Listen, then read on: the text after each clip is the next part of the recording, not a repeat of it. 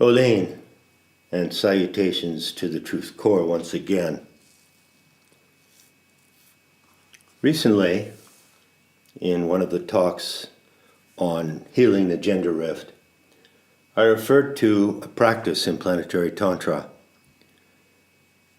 based on the instruction of the 5-skull crown. And I'd like to return to that right now, just for a moment, to offer some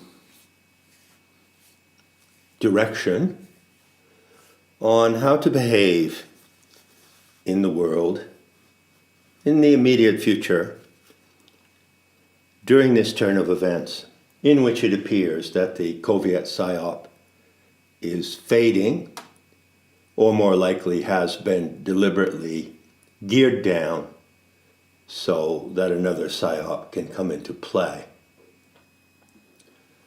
So when I mentioned it, I described the 5-skull crown and physically what it looks like. It's a feature in the iconography of Tibetan Buddhism, and you'll see it on the thumbnail.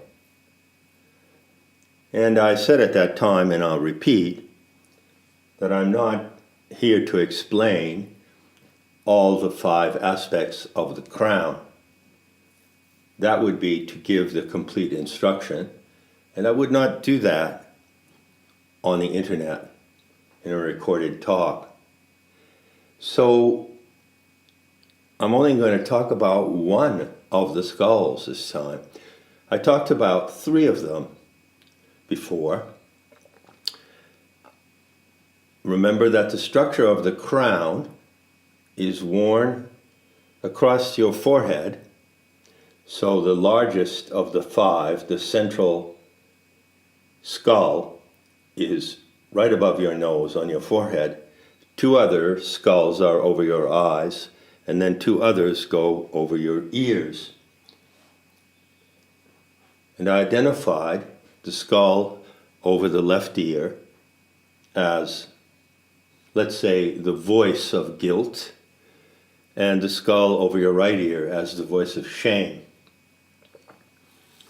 Now I'm going to talk about the central skull, because this is relevant to moving ahead in the world drama to the point where the drama really turns and goes into an entirely new direction. That is to say, he could do that with your participation. I don't predict that it will happen, but I say the opportunity for it to happen comes now, and that's why I'm here providing direction. You know, there's a saying in planetary Tantra, the fate of the world drama turns on one life at a time. According to the way this divine experiment is set up, one individual, one human animal at any moment, at any second, can determine the fate of the world drama in its entirety. Reflect on that. So, here's a little exercise of imagination that might engage you. Suppose that the next time you go out in public, could also do it in a family or community situation or at work, but let's say you're out in public and you picture yourself wearing the 5-skull crown, and you picture everyone else you meet wearing the Archontic VR headset, just like the one illustrated in Zuckerberg's promotion for Meta. So it actually goes across the forehead and across the eyes and goes around both sides of the face and covers the ears. So those among us who are in the capture of the Archontic deceit are wearing that headset, and you, by contrast, are wearing the 5-skull crown. So what happens now? Well, first of all, you recognize that you don't behave or respond or express yourself in the same way as those zombies who are wearing the archontic headset. They are under the power of the rulers or authorities. They have surrendered their sovereign will and intention, and also their basic wisdom. Remember, your divine parents are wisdom and intentionality, and they've surrendered the gifts of our divine parents, and they are living and acting in a remote control system. But you stand before them as a sovereign individual wearing the five-skull crown. So in the first place, let's talk about the two skulls that are on each side, on your ears. Everyone hears voices, an inner voice that says, that was shameful, or don't do that, it's shameful. And everyone hears another voice that says, you're guilty, which is a corrupt word. The voice really says, the voice from the crown says, you're responsible, take responsibility, you did that, admit it, and do what you can to make things right. So these two voices, these two channels of transmission in the human psyche are constantly operating according to the way we're designed, and they're natural, normal, and healthy and necessary to act in the world as a sovereign being who does not intend harm to anyone except those who intend and commit harm, and who has the spirit of mutual aid, but with a strong critical faculty, because you have to know when it's appropriate to act in a friendly and compassionate way toward others, and when it's not. So these two voices are guiding voices, and the individual who's wearing the VR headset doesn't hear those voices coming out of their own consciousness. They operate on the shame that is put on them and the guilt that is put on them. For instance, consider in the Soviet PSYOP the massive effort to put guilt on people. That PSYOP had the intention of convincing people to be guilty for breathing and for being healthy. So there are many, many ways in which the archontic forces introduce what they call in the military voice-to-skull techniques in order to capture the human animal so that the human animal will act according to their grand scheme, which is a demented scheme of domination and racial supremacy. I'd say it's pretty obvious to intelligent people by now that the agenda of the technocrats at the WEF, with their stated intention to run society on IT, or what is called AI, archontic intelligence, requires that they entirely control people by imposing the frequencies of artificial intelligence upon human animals who are not designed to run on MS-DOS or Apple OS. You are designed to run on the natural intelligence of your species in coordination with the intelligence of the mother planet. Planetary Tantra is the method, the set of tools to achieve that coordination, you see. Now I'm going to bring your attention directly to the central crown, which is larger than the others and sits right on the forehead. As you may realize by now, every feature of the five-skull crown corresponds to a feature of the archontic VR headset. So what does that imply? It implies that on the headset, inside in the design, there is a transmitting module that carries the overriding signal of the authorities. It's actually the place where the authorities transmit to those who are captured in their system. The authorities transmit to that human animal their own primary driving force, and they transfer it to the individual who wears the headset. What is the primary driving force of the authorities? Well, go again to the Gnostic intel. When the initiates of the mysteries explained the intrusion of the archons, they were careful to say, and this is a subtle point, I struggle with it myself sometimes, they're careful to say that you can't really attribute intention and free will to the archons in the way that you attribute it to a human animal. It's very tricky to use the word intention, but they did identify a driving force. They called it, or the name of it in Greek is phthonos, and that translates into the English word envy. Now, it's important to make a distinction between envy and jealousy. You can be jealous of something, and in some respects, that's a natural human emotion, a natural human response. Some people, are more jealous than others. Some people are intensely jealous, and others, like myself, are almost entirely lacking in jealousy. But jealousy is natural. Jealousy is not necessarily something to be condemned.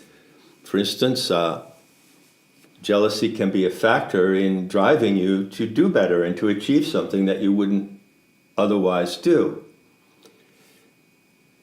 But in the case of possessions, whether that possession be a car or a wife or a husband, jealousy often arises. And how does it work? Well, if you're jealous, you can feel that there is something you don't have that someone else has and you would like to have it, right? Basically, that's what it is. I'm jealous of my neighbor. I'm single and I'm jealous of my neighbor because he has a beautiful, desirable wife. However, jealousy does not lead the human animal to go to the individual who has something of which you are jealous and commit any harm or take it away, you see.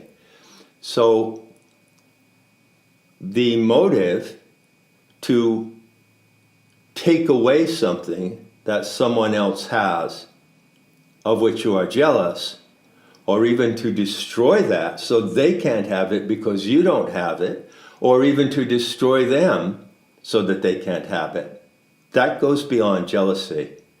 Jealousy does not go there. Jealousy does not drive human beings to that sort of behavior, but envy does.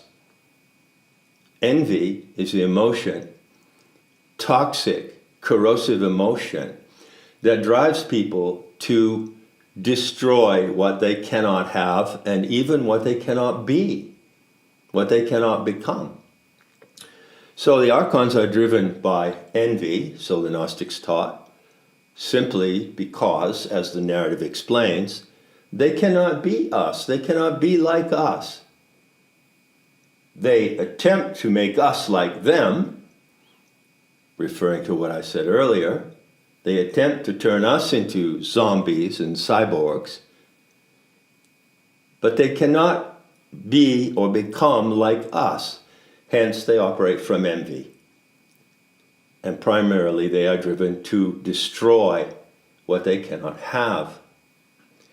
Now, there are many levels in the pyramid of power on Earth today, from the command and control level, which is the directorate, all the way down to the dupes and the helpful idiots and the zombies on the street who actually enforce the agenda of the highest echelons of authority.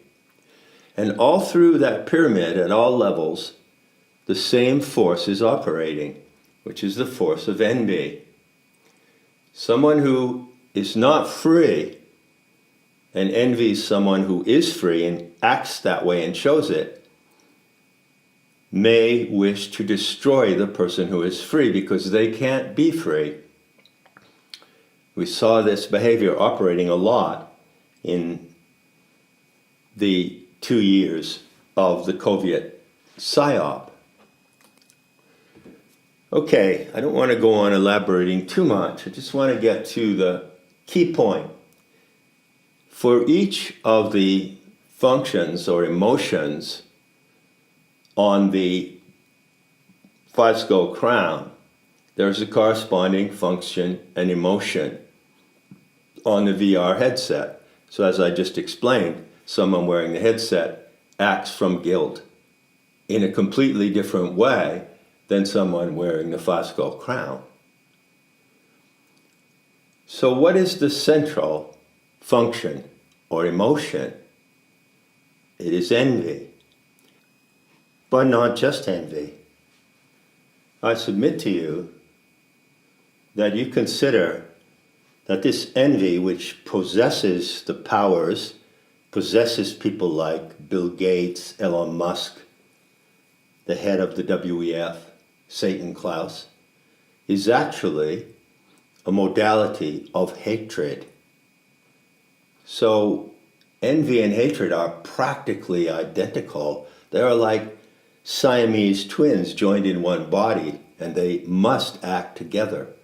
So it's really hatred for humanity, for freedom, love, innocence, truth, goodness, that drives the authorities and everyone who serves them. And that envy operates as a tool, if you will, of their profound, insane, and inhumane hatred. Now, there is nothing equivalent, innately equivalent, in the human animal to this factor of envy. If you look at the other four emotional functions, you'll find that there is the toxic form, the archontified form, and then there is a purified or genuinely human form. I'm not saying what they are here. So the five-skull crown initiation teaches you about the transformation of these toxified, misdirected emotions into genuine human emotions. But it so happens that there is no counterpart to envy. A genuine human being, a sovereign being, with self-love, does not envy anyone or anything, does not wish to take away from anyone what they have or prevent them from having it. But the authorities do. For instance, have you heard the saying, "You will own nothing and you will be happy"? Well, that's an expression of envy and hatred coming from the authorities, you see? And it reveals that they are envious of what you have.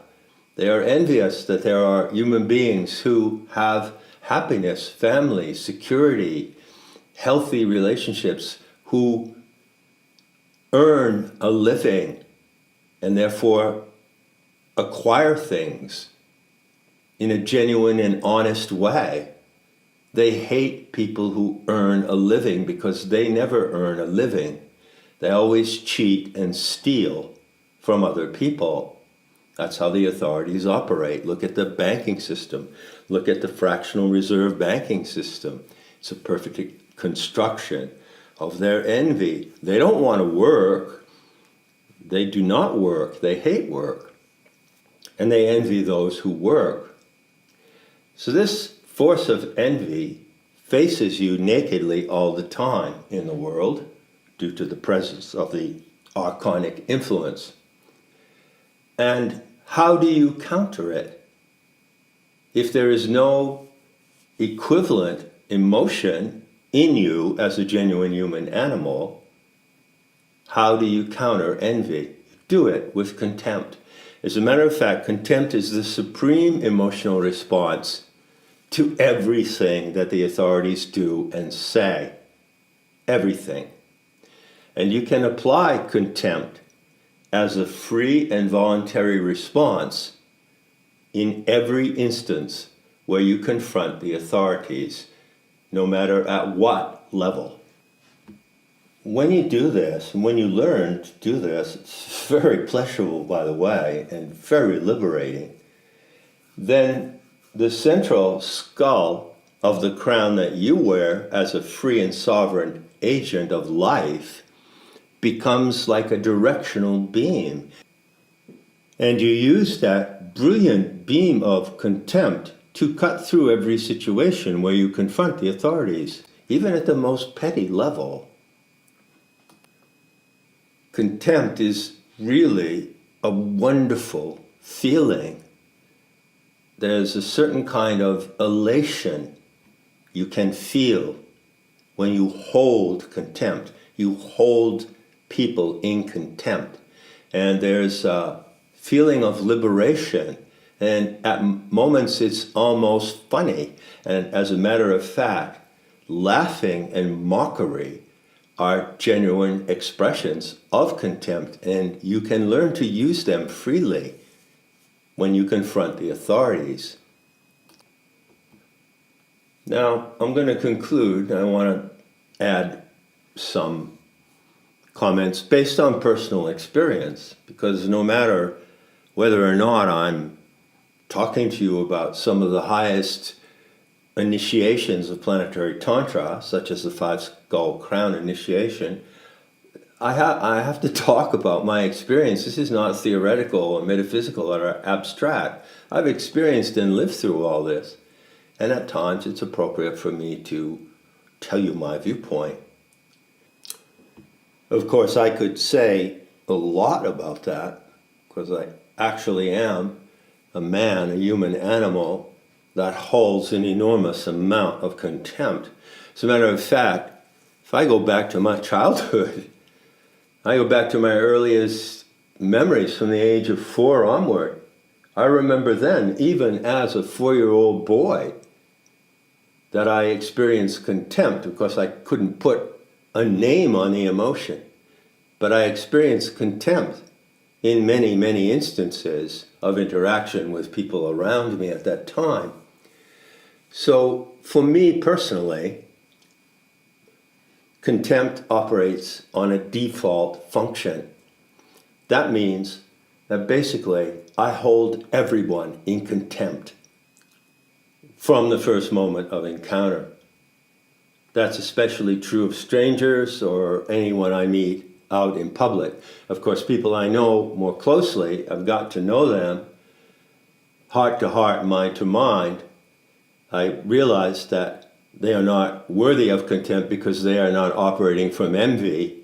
And so what I do at that point is I disable the contempt. But I always use it as my primary response. It's a factor in my primary response to everyone. And as a result of that, people who know me well would probably tell you this and laugh a lot about it, is that I present in interactions with people an attitude. It's subtle. I'm not gross about it. I don't gloat about it. But you can see in my gaze, you can see behind my eyes that I'm looking at them with contempt. And believe me, they know it. And this contempt is such a beautiful response because it clears the whole field of human interactions and reduces everything down to basics.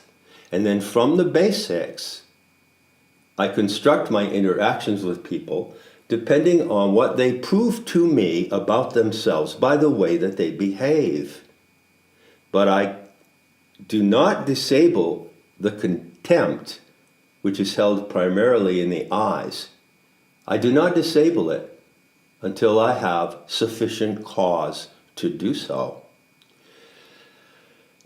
That is one way that you might also learn to use this powerful factor, the imperative value of contempt, And you may find, you certainly will find, if you're using it correctly, that it gives you a sense of freedom in many ways, but principally in this way.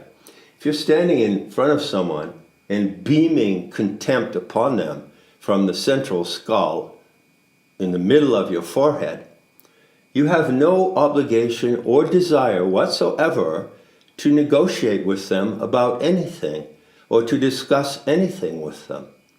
The primary emotional behaviors that you will have from taking that stance, the stance of contempt, is that you will feel free in the face of someone who is not free, and the immediate spontaneous response is to laugh at them, to laugh in their faces, and to mock them, but never to argue or negotiate with them. You are free not to compromise in any way by making an attempt to reach them with contempt, and watch what happens. But I must add finally, don't be a ham actor. Don't be a bad actor. I never play out contempt. I won't say never. Sometimes I play it like a samurai blade, like a laser blade.